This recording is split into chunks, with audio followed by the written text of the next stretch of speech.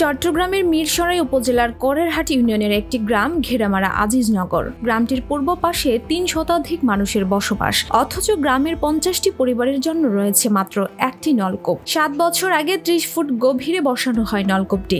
৩০০ মানুষের পানির জন্য ভরসা এই একটি মাত্র নলকূপ।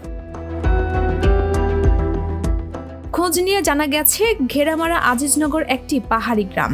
গ্রামে কোনো পুকুর বা নলকূপ নেই। ৭ বছর আগে ওই গ্রামে বসতি শুরু করা মাফিয়া বেগম বেসরকারি সংস্থা আশা থেকে ৩০,০০০ টাকার ঋণ নিয়ে একটি নলকূপ বসান। পাহাড়ি অঞ্চল হওয়ায় প্রথমে পানি পাননি, পরে ৩০ ফুট মাটি খুঁড়ে সেখানে বানানো হয় নলকূপ। তবে নলকূপটি দিয়ে সেভাবে পানি ওঠে না।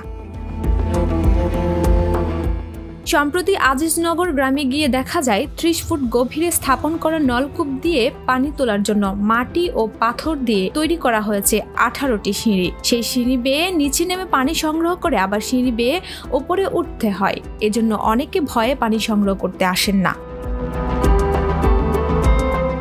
সেখানে কথা হয় স্থানীয় বাসিন্দা ও নলকূপটি স্থাপনকারী পরিবারের সদস্য মাফিয়া বেগমের সঙ্গে। তিনি বলেন, ঋণ নিয়ে নলকূপটি বসিয়েছি। প্রথমে অনেক কষ্ট করেও পানি পাওয়া যায়নি। পরে মাটি খুঁড়ে কুয়া তৈরি করে নলকূপটি স্থাপন করা হয়। তারপরও শুষ্ক মৌসুমে আশানুরূপ পানি পাওয়া যায় না। আবার বর্ষাকালে বৃষ্টির পানিতে ডুবে থাকে নলকূপ। পানির জন্য আমাদের কষ্টের শেষ নেই। পানি নিতে আসা ৫০ রাবেয়া খাতুন বলেন, আমাদের গ্রামটি পাহাড়ি এলাকায় হলেও কোনো বিচ্ছিন্ন জনপদ নয়। তবু এখানে কোনো ধরনের সরকারি সুযোগ সুবিধা পৌঁছায় না। চলাচলের ভালো রাস্তা নেই, বিদ্যুৎ নেই, পানি সংকট। এ বিষয়ে জানতে চাইলে করেরহাট ইউনিয়ন পরিষদের ভারপ্রাপ্ত চেয়ারম্যান মোহাম্মদ মহিউদ্দিন বলেন, বিষয়টি জানার পর এলাকাটি পরিদর্শন করেছি। খুব শিগগির পানি সংকট নিরসনে উদ্যোগ নেওয়া হবে।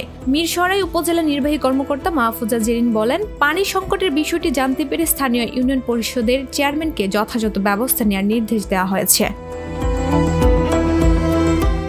ডেস্ক রিপোর্ট, ভোরের পাতা।